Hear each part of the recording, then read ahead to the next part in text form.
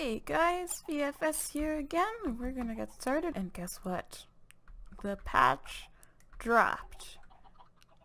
Too close, too close.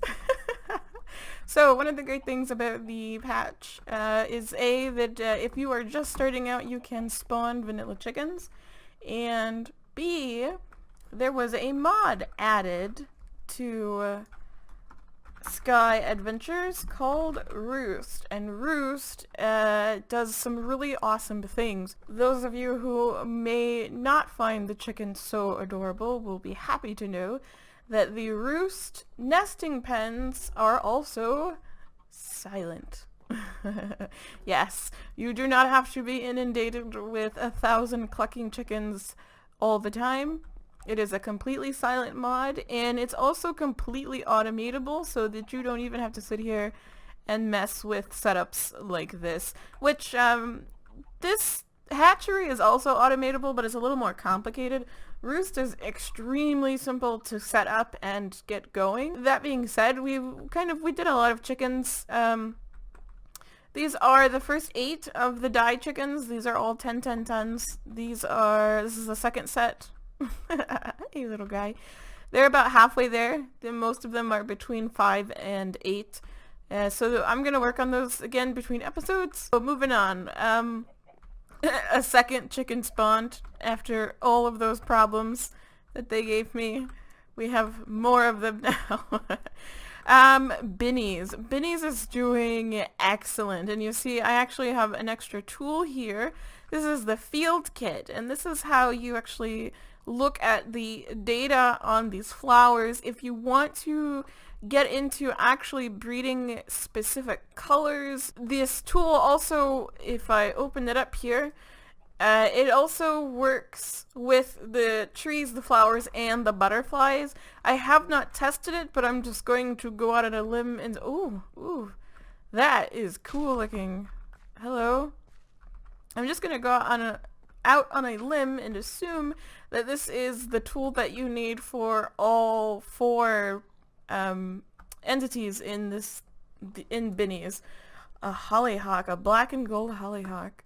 So this is how you research it. You just open it up. You need paper in there. This is much like the Thaumcraft research. And you shift click the flowers or the butterflies or whatever you're using in there. And you get this this little grid here, and this tells you all of the various information tidbits that you might be interested in. And then you get the flower back. Now, something I did not mention in the last episode that somebody may be interested in knowing, this, by the way, isn't this gorgeous? This just kind of came up out of nowhere, that goth kid dream. There it is again.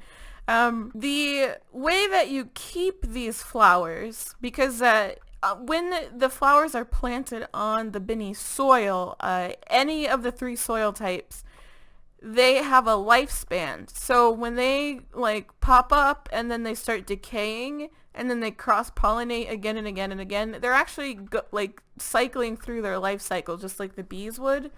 So if you want to keep a flower that you find particularly appealing, you just plant it on a regular vanilla dirt block or grass block, and it will stay there infinitely. This is now just a decorative flower, and it will never decay, it will never cross-pollinate. They only do that mechanic on the Binny's soil. So that's how you keep them. Also, if you look over here, you see where that says flower bed? This is the 3rd tier of nutrition for the soils, and these are just randomly changing over. When I looked this up on the wiki, it said that you needed fertilizer, but I haven't touched these. I have not made any fertilizer, and some of them are just changing over. So I don't know if the actual growth cycles of the flowers also affect it. Oh, wow, that is eye-catchingly bright. But it's just kind of happening here and there. So, you know, if you are just starting out and you were super excited to get a bunch of flowers and then you were sad because you need extra steps, it does it on its own. Just letting them run as they will. Some of them have just been kind of naturally converting. So that is how Binnies is going. I think I'm going to call this like the rockwood or something, since this is made out out of marble. I was gonna call them the ironwood, but I used to play WoW, and it's like, that's a total ripoff. So let's not do that. Anyway, this is now the future setup for the continuation of the monastery is going to be, this is going to be the Halloween build. So it's the setup for this, but this grassy area here is going to be where we start our bees, and that's what we're going to get into today, as well as a little bit of automation and also a little bit more building with Chisels and Bits. And then both of these setups combined is going to allow us to move over into our mob farm that we had talked about with the tax collector bee. So over here I've gotten some stuff done here. A lot of monasteries have a reputation for being brewers, and this is why I went into the beer direction in the last episode and I just forgot to explain it.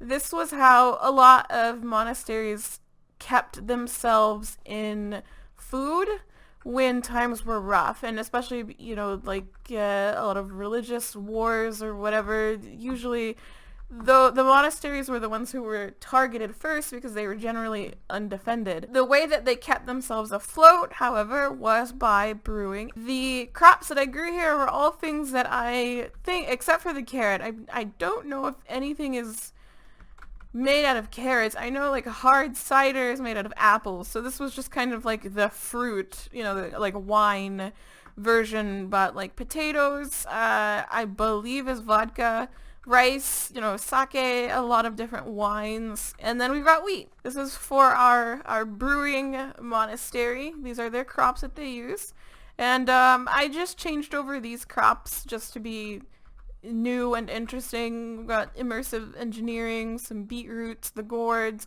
and over here is the hops. If you remember, I had 2 hop seeds. I found those, I think, just from breaking grass while I was looking for flowers. If you take, here, let's break this. If you take the hop and right click with it, it will plant, and that's what it looks like, and this is what it looks like fully grown. These are more just of the really pretty bennies flowers that I picked out. This is beautiful. This looks like a rose bush. Oh, I got gotted by the bear trap. I said in the first episode that I would take this out immediately, and I never did, and I kept walking over it, and it finally clamped shut and got me. So, you know, learn from my mistake, get that thing off the ground immediately, and mean it. We are currently working towards the diamond egg so that we can get into Flux Network. Now, Flux Network, if you have never seen it, is a really great power mod, RF. Let's see, Flux Network. And you need plugs, and this is your input. You need points, this is your output. And this is just storage for this part, and then you also need a controller to make like a battery bank. But in order to start on this, we need flux and flux cores, and these flux cores take Eyes of Ender. And we did not currently have access to blaze powder. In the quest for blaze powder comes from blaze rods, and blaze rods can come from a chicken. So we need gold and lava. We have lava. Gold is iron and yellow. We have yellow. And then iron is flint and bone white. And so that's how these guys are going. Now this refined iron chicken, I don't know if this is a bug, but it is just the way that it worked out right now. The way that you get a refined iron chicken is with 2 iron chickens. I don't have 2 iron chickens. I got that guy just from this one leveling up. See how he's got 2 iron eggs in here? He's completely isolated. There's nothing, you know, near him for him to breed with. But he just randomly threw a refined iron chicken egg on his own, or her own. I don't know why I call everything he. But anyway, so just something to be aware of. Make sure you're actually checking your eggs, because you may think that you've got an iron chicken when in fact you have a refined chicken. So a refined chicken. He's quite gentlemanly. A refined iron chicken. A small tip for you guys while you are working on hatchery. The feathers have 48 EMC, so just keep that in mind. Any resource that the chicken drops, that is lower than that, you want to put the feather in. So all of the dye chickens need to be, feathers, and some of the specialty chickens also are definitely feathers, like the log, the flint. I think coal is, coal is 128, so you want to have coal in there. But and the water chickens need to be feathers, as well as the lava chickens if you're not planning on using the eggs, because the lava and water eggs just don't have an EMC value. But we are planning on using our lava chickens, so we're collecting those eggs. But anyway, just a little tip for you guys. We are moving right along. We're almost ready to start this build. I just got lumium, I got electrum. I'm waiting on these guys to produce, I think this is signalum. What is this? Yes, copper and silver. I'm waiting on signalum, and then up here these guys are going to produce inderium, and then we will be ready to go. But anyway, so I worked on the shrine as well. I believe I have finalized a color block palette that I really like. So this is going to be moss, stone, and dark oak, which, surprise, surprise. But I really, really like the moss stone. And, we've got this little pathway leading around. I think it just lends to the kind of old-timey monastic vibe. And so I've got some stuff up here that I was going to show you. This is more about Chisels and Bits. You can change the design of... you can change the block material of your designs very easily. Now, it does not work for super complex things. So I'm going to demonstrate that in just a second with the bear, because this has 4 different block types in it. But this is how I made the wooden bells from the golden bells, and it didn't take me 16 hours to do it. It took me about 3 seconds. So out here, this is the original design of the scroll work that I didn't like. So you take your negative chisel design and you right click on that, and then you look at a new block. So if you have to kind of position yourself to get the right angle, but you can see it ghosting in the block there, and you right click and it transfers your chisel design into the block of your choice. And so that's how you transfer your designs from one material to another. Now, like I was saying before, it does not work on complicated designs. So let's say we wanted an obsidian teddy bear, for instance. So I'm going to come over here, I'm going to grab a piece of obsidian, and we're going to demonstrate it over here. So I've got this one block, and here's another. We'll put them up in the air there. And I want to transfer over my teddy bear. So I'm going to right click, and I'm going to bring it over here. And you can see it ghosting in there, and right click. So it has lost all of its detail from the multiple block pieces, but it has kept the actual rendering. So it is useful for some things, less useful for others, but that is how it works. You will notice out here some things have changed. I've done a tiny bit of landscaping around back here, and I derped up again, surprise, I thought that this was the version of Minecraft that you could put fish down in buckets and they would like swim around, that they would be animated, and it's not. It is not at all. Nope. Not even a little bit. So rather than admit defeat, we're going to chisel fish into our pond. We're gonna do chisels and bits. I wanted a koi pond back here for the monasteries with this little tiny waterfall, and we're gonna do that. We're gonna absolutely make use of that. We've got all this dye. We're gonna make them out of wool because they're gonna be koi, so we've got the appropriate colors.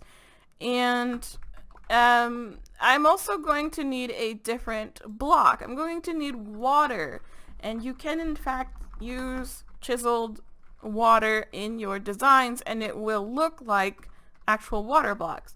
So in order to do that, we first need a fluid bit tank, which is this guy right here. So we need glass, we need a log, and an iron ingot. So we're gonna get those things out. We need wood. Excuse me, my voice is dying already. Iron, and then you're also gonna want a bucket so you can move water around. So we're just gonna grab a couple. I don't remember how many buckets that actually holds, but there we go. So we're gonna make ourselves a chiseled fluid bit tank. Set that guy down. Now all we want to do is fill it up with water. Oh, it's only one bucket. Okay. And then we have chiseled water bits. Now, this can be used for a plethora of reasons, but our primary goal right now is what it was actually made for, which is to decorate using water blocks. So I'm going to get some stuff together. I'm going to create the first one so that I have a template to show you, and we're going to make our koi pond. So I will be right back. And this one over here, I don't know if it translates very well. I wanted it to kind of be like a koi coming up to get some food, and maybe, I don't know, maybe it'll look better from above, or like that doesn't look too bad. I don't know if you can necessarily tell that it's a fish. This is my ridiculous setup that I use to get dimensions right. All this does is essentially, see actually right here, this is actually too large. So I'm going to take that out. And, oh, the whole fin is too big. So I can place a block there. So this is how I ensure that my designs actually fit inside of blocks. Yeah, so these are the koi. So the reason that I brought you back now and not later is because I wanted to show you how you can fill in blocks around your designs without having to do it bit by bit. So you're going to want to get the block material in your hand that you want to use. So in my case, I'm going to be using water, and you're going to go to connected material, and that is going to fill in, oops, oh, we're out of water, oops, it's not shift, it's just a regular right click. So you can see the fluid level going down in the tank, and that's just filling up my chisel bags with water bits. So there we go, we're just going to be right clicking, and that's going to fill in that connected plane. And we're going to fill in the area above the fish. This does get a little complicated with placement because the details, because it's 3D as well. It's not just like a 2D, you know, like a flat plane. It would probably be much, much easier to work with, but I like the depth and dimension that the full 3D effect has. So you just want to make sure you fill it in, and you see if you don't have it filled in, you could see there the kind of strange shadow blocks that it leaves behind. Oop, we're out of water. You don't want those shadows. At least I don't, in my opinion. They don't look very good. So you just want to make sure that you get all the spots filled in, and you can see where we ran out, and then it's very easy to just continue on. Still, that looks too high still. Why is it? It's like taking the bits away underneath and not the topmost plane. Odd.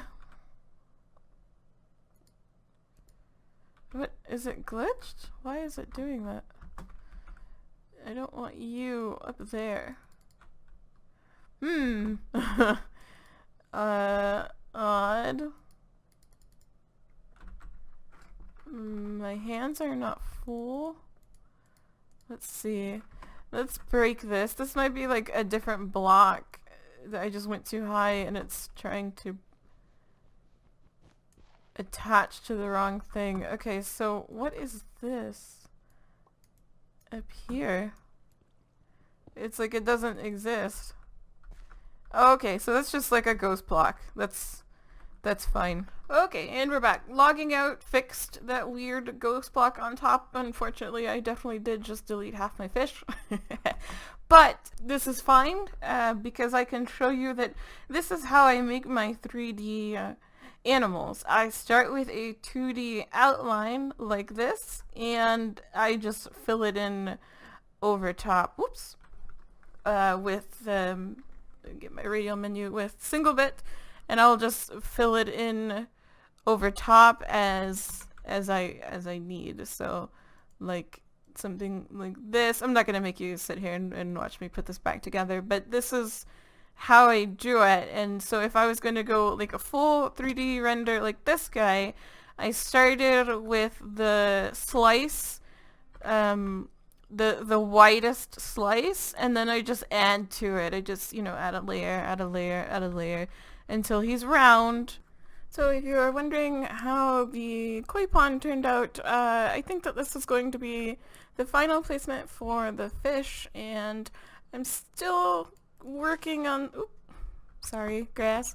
I'm still working on this part. You can see I chiseled some of the dirt and made it just a little, like a little cutout here. Like this fish down here looked like maybe he's dying. And at least part of that is the shape. That little cutout right there is unnecessary. Also, I think his tail is too long. This guy almost looks like a shark. He's just derpy looking.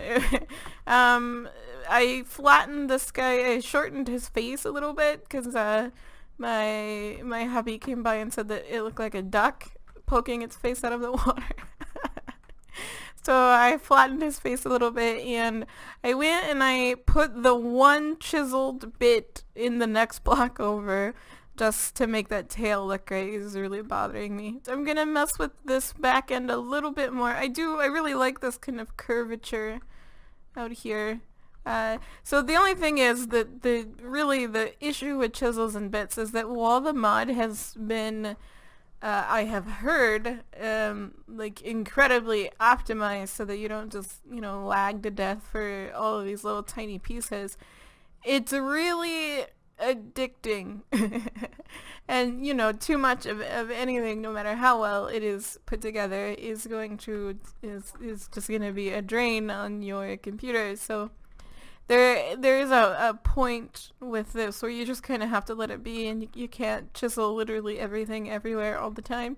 So I think I'm gonna do maybe one more block back here so that it's not so abrupt and this this cutoff isn't so severe. And then I think I'm gonna just call it quits over here. This here's George. He spawned over there in the pen a while ago, and yeah, Georgie was my dog, was my baby, and it's been a little more than a year since we lost him. Yeah, so even while he was with us, I had him for 8 years. I adopted him when he was like already, I think he was 6 when we adopted him, and then we had him for 8 years. And so going forward in other Let's Plays or whatever, if you constantly see a little doggo named Georgie, that is what that's from. He was a dachshund. He was not white. He was like black and caramel colored. He's a miniature long-haired dachshund. He's a beautiful doggy. He was mean though.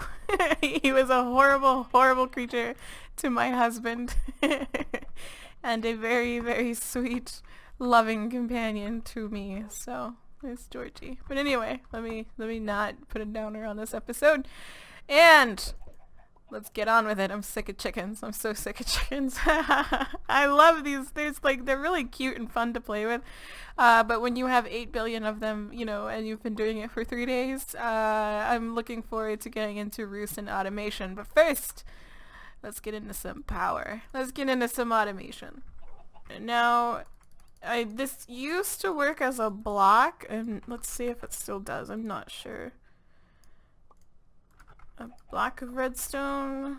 Let me light this on fire. Whoop. You throw it, you don't set it on top of it. And then that should come out as flux. Oh. Let's see. This is how you waste EMC. You just literally set it on fire. Thank you.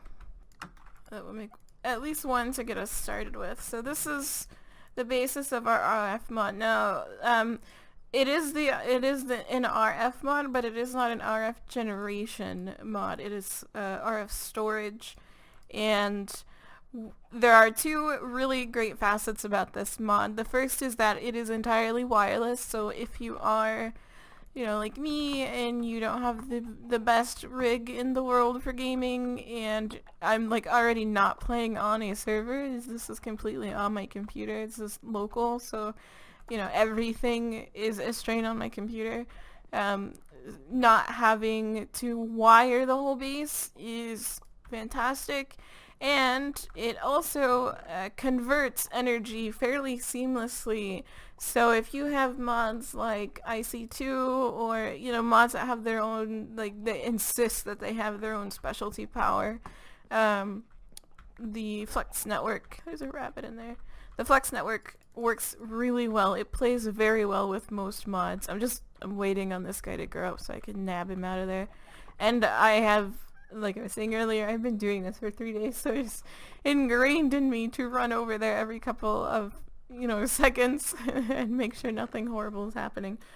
Alright, next on the list is we're gonna pick these guys up with the Roost mod, and in order to do that we need a funny little tool to catch them, and it turns them into items so that they're no longer entities in the world. So we need this guy. We need the chicken catcher, which is any egg, a stick, and a feather. So let's see. Well, there's a feather. Do you have any eggs? Oh, there's the dark steel egg that we need. Okay. Everybody stay where you are.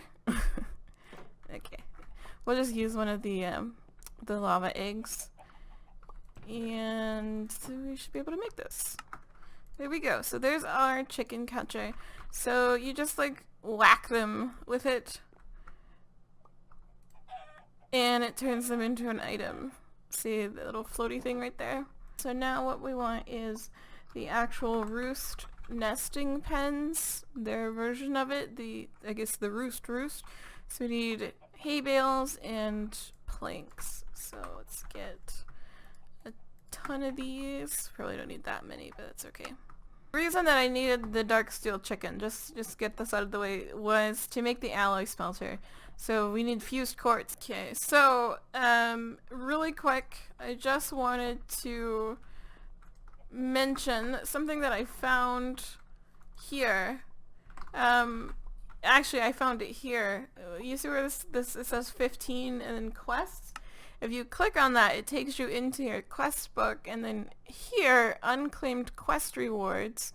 If you click on that, it will give you all of the unclaimed quests that you have available to you. So it's in several different areas.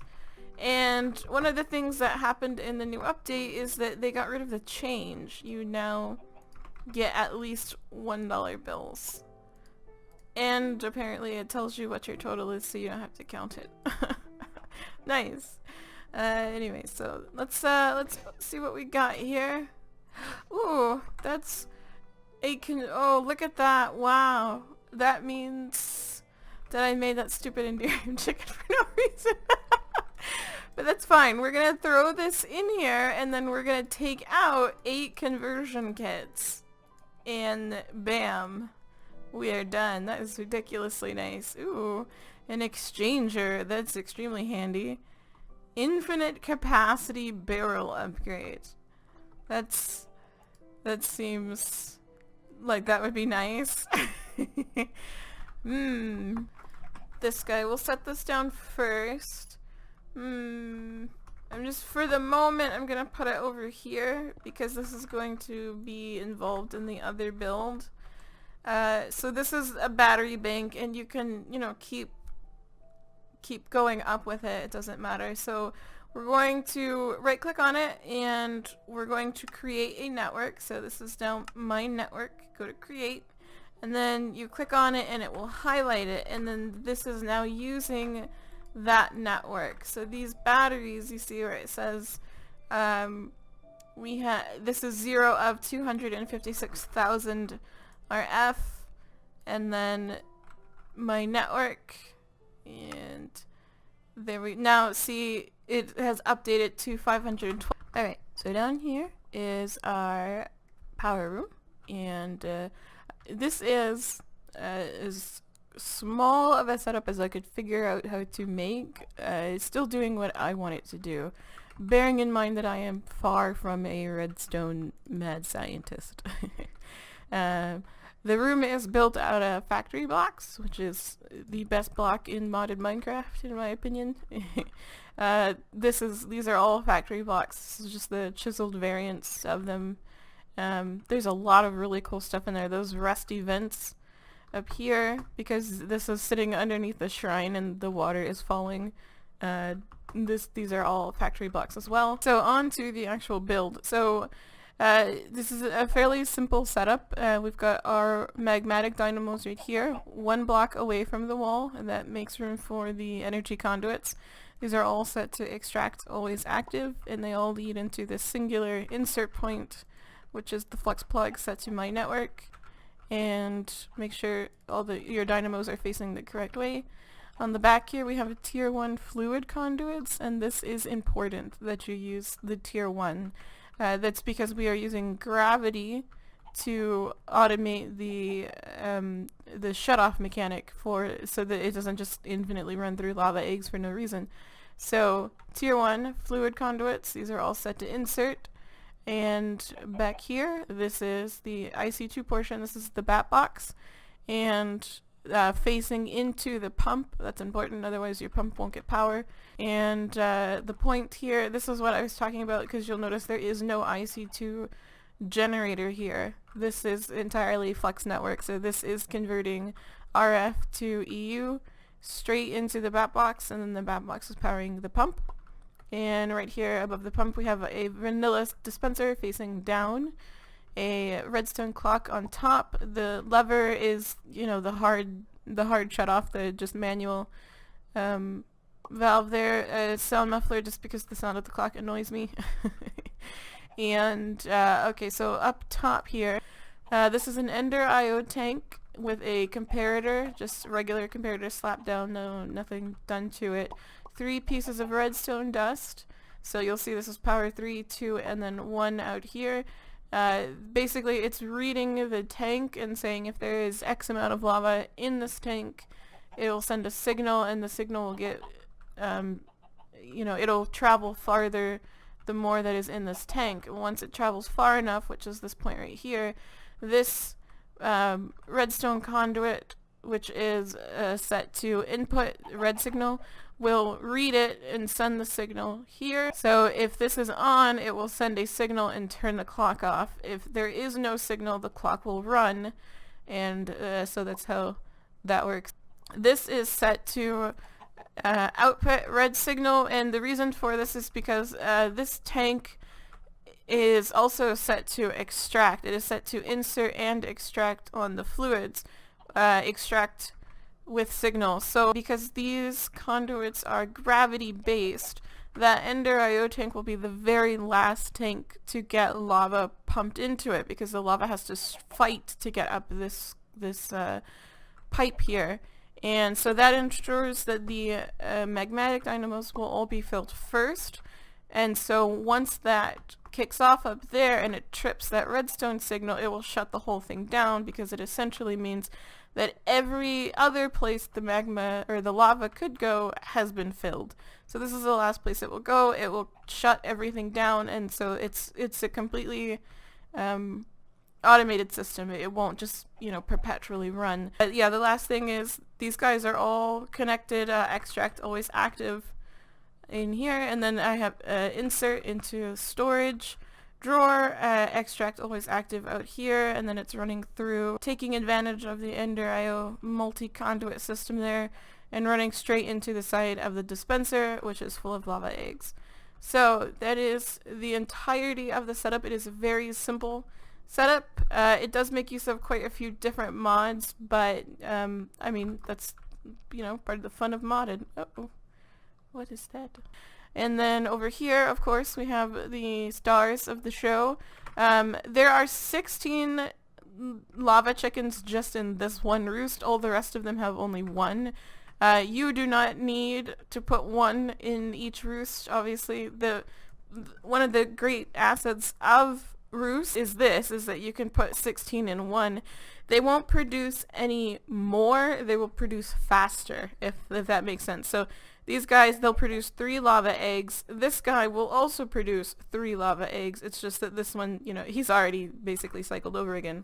That is that. I don't know if I mentioned this before. You can put your transmutation table in the transmutation table and then pull others out so that you don't have to, like, drag them all over the place. So we're going to add to our storage, our power bank over there. I upgraded all of what's over there to Herculean. Just because. And we're going to add 3 more to the setup here, and this will probably max out this battery bank, because I already have a draconium chicken. I'm working towards an awakened draconium chicken, and, you know, once you get access to draconic evolution, there's really not much point to any other storage, like RF storage mod. I still really like Flux Networks for what it can do with the plugs and points, but we're probably going to switch over to the Draconic Evolution sphere.